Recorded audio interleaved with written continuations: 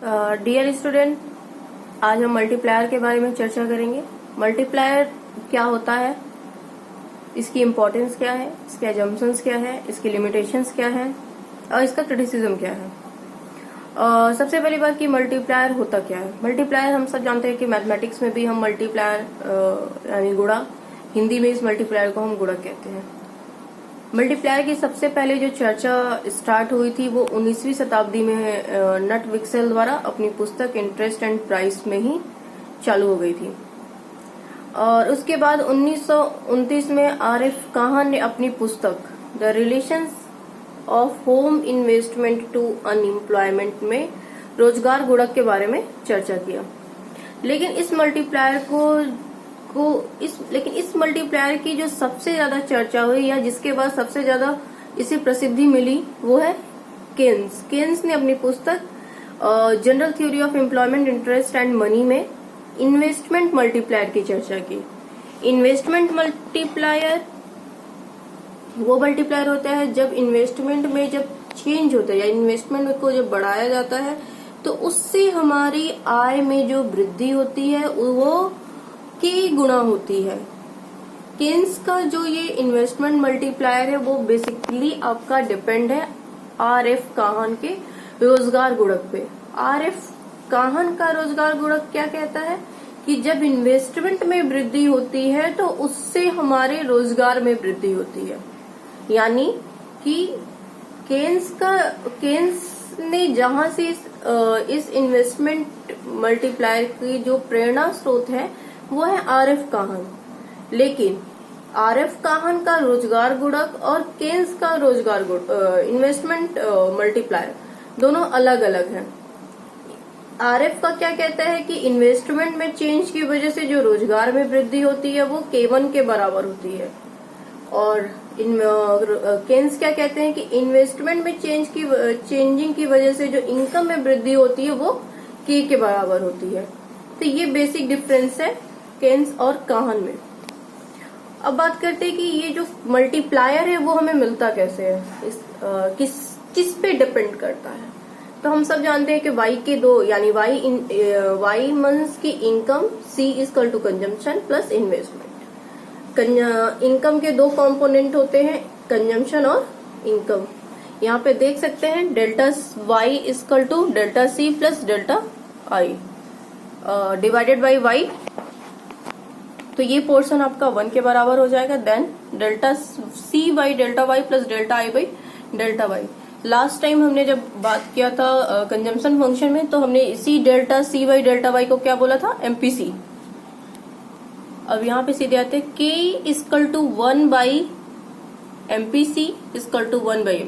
यानी ये जो गुणक का जो मूल्य होता है वो आपका डिपेंड करता है MPC पे।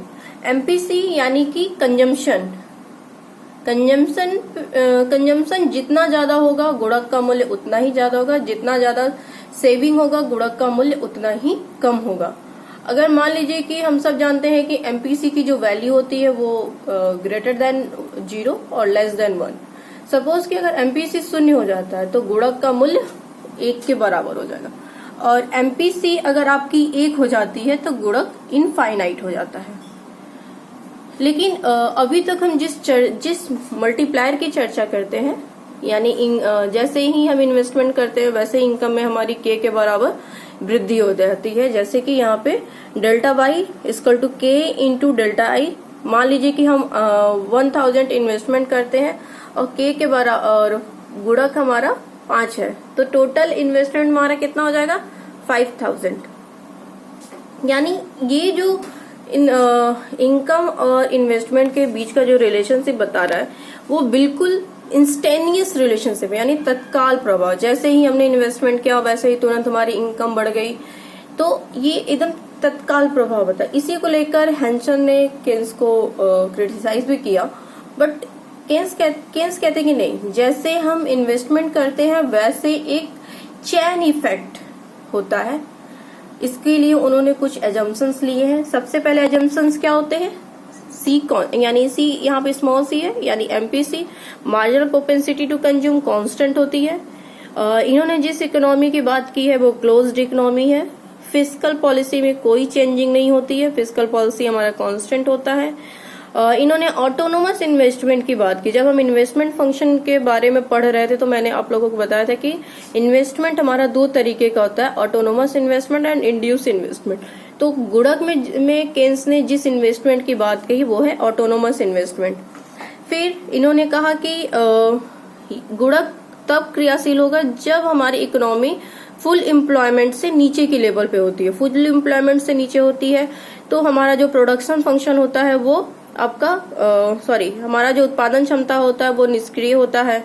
हमारा जो प्रोडक्शन यानी सप्लाई जो होती है वो इलास्टिक होती है। नेक्स्ट कि no time lag between the consumption and consumption, यानी जैसे ही आपको इनकम मिलती है वैसे ही आप कंजम्पशन करते हैं, इसके बीच में कोई टाइम लैग नहीं होता है। इसे हम एक सूत्र के हिसाब से भी दिखा सकते हैं मल्टीप्लायर को कि delta Y equal to delta I into I plus C square plus C cube and so on C N. ये जो है इसे हम एक ज्योमेट्रिकल प्रोग्रेशन कहते हैं। लास्ट में मानते हैं कि delta Y equal to delta I upon 1 minus C. Suppose करिए कि अगर हम 100 रुपीज का इन्वेस्टमेंट करते हैं तो 100 रुपए का इन्वेस्टमेंट करते तो ये जो 100 रुपए की इन्वेस्टमेंट होती है वो आपका 100 रुपीज की इनकम हो जाती है। एमपीसी चूंकि हमारी हम मान के चलते हैं कि 0.5 पे वो कांस्टेंट है। हम लोग पहले जमसम ले चुके हैं कि एमपीसी हमारा कांस्टेंट होता है। तो मान लीजिए कि 100 रुपए जब हम इन्वेस्टमेंट करते हैं तो पहले राउंड में क्या होता है कि वो 100 का 100 रुपए आपका इनकम के फॉर्म में होता है। एमपीसी हमारी 0.5 है तो हमारा जो कंजम्पशन होगा वो क्या हो जाएगा 50 रुपीज। फिर ये जो 50 रुपीज जो कंजम्पशन जो एक्सपेंडिचर होता है वो किसी और की इनकम हो जाती है 50 रुपीज। फिर हमारा कंजम्पशन जो एमपीसी है वो हमारा 0.5 है, यानी ये जो 50 रुपीज जिसकी इनकम है वो क्या करेगा 25 रुपीज वो अपने कंजम्पशन पर खर्च करेगा और बाकी वो रख लेगा। फिर ये 25 रुपए यहाँ आ गए, ये 25 रुपए जो किसी की इनकम होगी। फिर वो 12 रुपए, इसका 0.5 एमपीसी हमारी कांस्टेंट है तो फिर वो 12.5 रुपीज वो रखेगा। ये कंटिन्यू ऐसे चलता रहेगा। यानी 100 रुपए का जब इन्वेस्टमेंट किया गया तो हमारी इनकम कितनी बढ़ी 200 रुपए। कंजम्पशन एक्सपेंडिचर आपका 100 रुपए हुआ और बाकी जो लोगों ने सेव कर लिया वो है 100 रुपए। यानी टोटल इनकम में जो हमारी वृद्धि होती है वो 200 के बराबर होती है।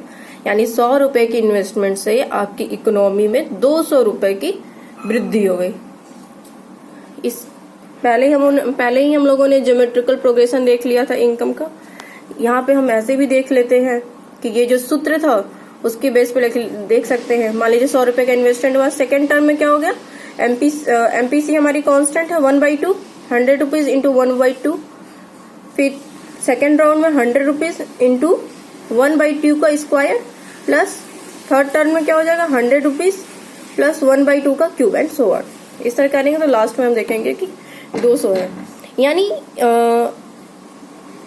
ये क्या है एक क्रम विश्लेषण है या चेन इफेक्ट है। ये बताते हैं कि जैसे हम इकोनॉमी में इन्वेस्टमेंट डालते हैं वैसे ही मान लीजिए कि उसका कुछ रुपए लोग खर्च करते हैं, फिर कुछ रुपए वो जो खर्च होता है वो किसी और की इनकम होती है। ये कंटिन्यू एक प्रोसेस चलता जाता है। अब इसे हम एक डायग्राम के थ्रू भी देख सकते हैं। तो मान लीजिए कि वाई एक्सिस पे आपका एक्सपेंडिचर है यानी C+I एंड एक्स एक्सिस पे इनकम है। एक्स एक्सिस पे इनकम है, वाई एक्सिस पे एक्सपेंडिचर है। और ये जो 0 जेड लाइन है वो इक्विटी लाइन है। केन्स ये मान के चलते हैं कि जो हमारी पूर्ति है वो दी हुई है, सप्लाई आपका दिया हुआ है, इसलिए ये एक स्ट्रेट लाइन होती है और ये 45 डिग्री पे होती है। C+I यानी आपका डिमांड फंक्शन है जो कि इक्विटी लाइन को ई पॉइंट पे कट करता है।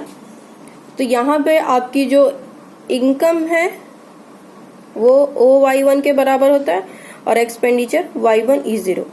सपोज कि हम इकोनॉमी में अब डेल्टा I के बराबर इन्वेस्टमेंट डालते हैं। डेल्टा I के बराबर इन्वेस्टमेंट डालेंगे तो हमारा जो डिमांड पहले C+I था वो अपवर्ड होकर क्या हो जाएगा, सी प्लस आई प्लस डेल्टा वाई, यानी कि जो डिमांड फंक्शन पहले सी प्लस आई था वो वैरी करके अब सी प्लस आई प्लस डेल्टा वाई हो गया। इनकम में कितनी वृद्धि हुई, y2, यानी इन्वेस्टमेंट में इतनी वृद्धि होती है तो हमारी इनकम में y1 y2 के बराबर वृद्धि होती है। इस थ्योरी की अपनी लिमिटेशंस भी है। ये कहता है कि पहली लिमिटेशन क्या है, लिमिटेशन मतलब ये इस थ्योरी की पहली लिमिटेशन क्या है कि एबिलिटी ऑफ कंजम्पशन गुड, यानी कि मल्टीप्लायर तब इफेक्टिव होगा जब आपका इकोनॉमी में कंजम्पशन गुड अवेलेबल हो। दूसरा कि इन्वेस्टमेंट करने से किसी अदर्स एरिया में इन्वेस्टमेंट का कोई भी एडवर्स इफेक्ट न पड़े। तीसरा कि इकोनॉमी जो होती है वो फुल एम्प्लॉयमेंट के नीचे की होनी चाहिए। चौथा कि जैसे ही हम इन्वेस्टमेंट करते हैं और इनकम होता है, इनकम और एक्सपेंडिचर के बीच का जो गैप है वो लंबा होना चाहिए, तो हमारा मल्टीप्लायर का जो इफेक्ट है वो ज्यादा पड़ता है। फिर मल्टीप्लायर तब सक्सेसफुली होता है कि जब इन्वेस्टमेंट होने से इनकम की वृद्धि में किसी प्रकार की कोई लीकेजेस ना हो। लीकेजेस मतलब कि जितनी इन्वेस्टमेंट होती है उसका प्रभाव इनकम की वृद्धि पड़े। अगर हम फिर क्या होगा कि इनकम में जब वृद्धि होती है तो उसको हम कंजम्पशन में खर्च करते हैं, लेकिन अगर इनकम का एक पार्ट हम किसी अदर्स फैक्टर पे खर्च करें तो वो चीज हमारे कंजम्पशन को अफेक्ट करता है। यानी वो जो चीज होती है वो क्या होता है, लीकेजेस। जैसे आपका डेप्ट पेमेंट, अगर आपकी इनकम बढ़ती है इन्वेस्टमेंट की वजह से तो फिर आप क्या करते हैं, उसका एक पोर्शन आप डेट पेमेंट कर देते हैं, तो ये आपके उपभोग में एक लीकेज होगा। दूसरा होर्डिंग ऑफ कैश बैलेंस की बहुत सारे लोगों की आदत होती है कि वो जैसे कैश को होल्ड करने लगते हैं। फिर कुछ लोगों को बहुत शौक होता है स्टॉक्स या फिर सिक्योरिटी परचेस करने का, इंपोर्टेड गुड्स खरीदने का, प्राइस इन्फ्लेशन, टैक्सेस बढ़ते हैं तो आपको अपनी इनकम का एक ज्यादा बड़ा भाग आपको इन टैक्स के फॉर्म में देना पड़ता है जो कि आपके कंजम्पशन को अफेक्ट करेगा। फिर excess stock of consumption goods, मान लीजिए कोई अगर हमें लगता है कि नहीं कोई अनवांटेड सिचुएशन आने वाली है तो हम क्या करते हैं कि कंजम्पशन गुड्स को के एक्सेस स्टॉक को परचेस कर लेंगे। यानी कि इनकम में जब वृद्धि होती है तो उसका ज्यादा पोर्शन हम क्या करते हैं, हमारी एमपीसी जो होती है वो बढ़ जाती है। लेकिन इन्होंने क्या बोला है कि एमपीसी हमारी कांस्टेंट होना चाहिए, यानी जब हम एक्सेस स्टॉक रख लेते हैं तो फिर नेक्स्ट टाइम जब हमारी इनकम में वृद्धि होगी तो हम हो सकता है कि साथ ज्यादा खर्च न करें। इसके साथ ही इस थ्योरी की अपनी कुछ क्रिटिसिज्म्स भी हैं। सबसे पहली बात क्या कहता है कि ये जो मल्टीप्लायर है इसमें किसी प्रकार का कोई टाइम लैग नहीं है, यानी आज ही इन्वेस्टमेंट हुआ, आज ही इनकम में वृद्धि हो और आज ही हम इसको खर्च कर दें, यानी कोई टाइम लैग नहीं है। दूसरा कि डिपेंडेंसी ऑन ओनली कंजम्पशन, ये कहते हैं कि इन्वेस्टमेंट में वृद्धि की वजह से इनकम में वृद्धि होती है, उसका मुख्य कारण क्या है, एमपीसी यानी कंजम्पशन। उसके अलावा किसी और फैक्टर की तरफ इन्होंने कोई चर्चा नहीं की है। दूसरा कि कंजम्पशन को अफेक्ट करने वाले फैक्टर्स के बारे में ये मल्टीप्लायर कुछ नहीं बताता है।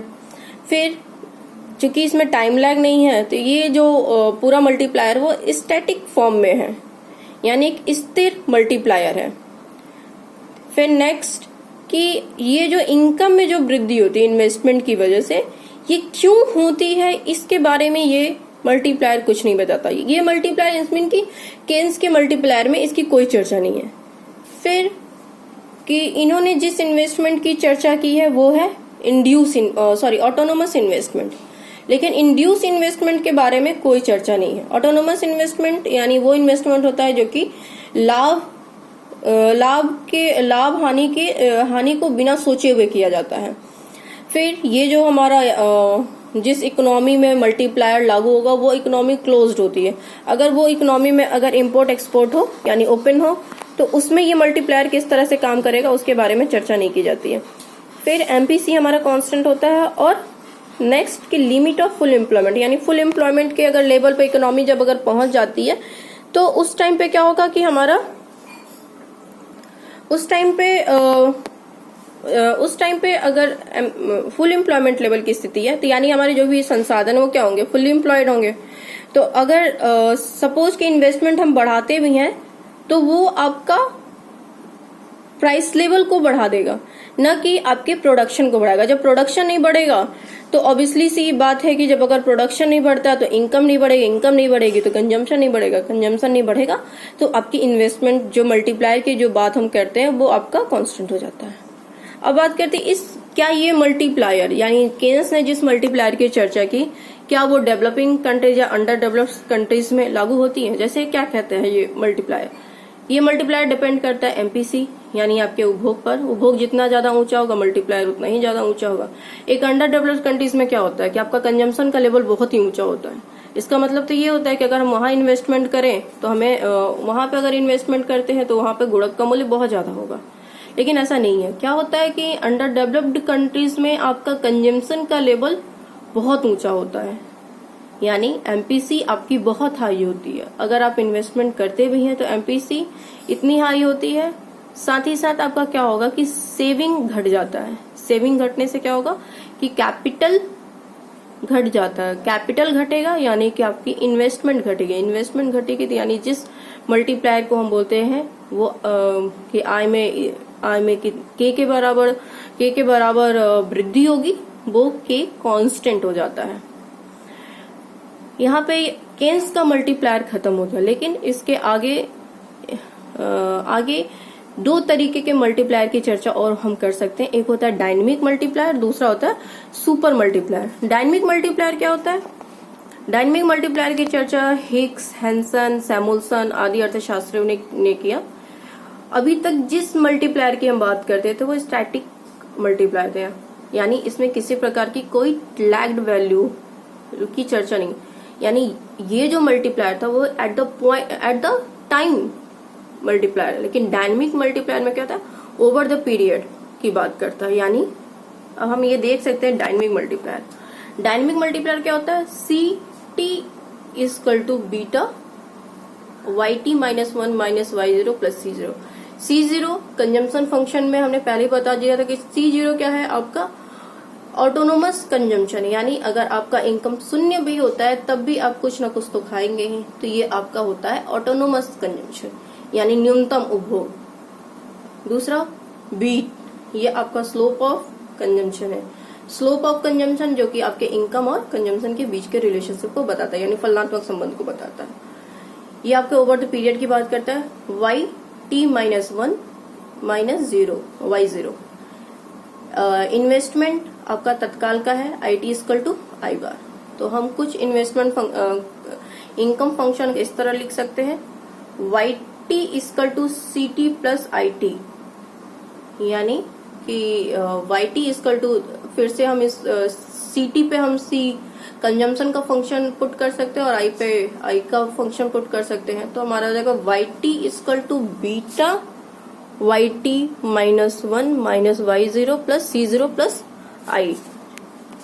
फिर कि मान लीजिए फर्स्ट टाइम पीरियड है y1, यानी पहले टाइम में क्या होगा कि हमारा इन्वेस्टमेंट होता है, तो हम सब जानते हैं कि भाई delta Y. Second time period में क्या होगा कि delta I plus small C plus delta I.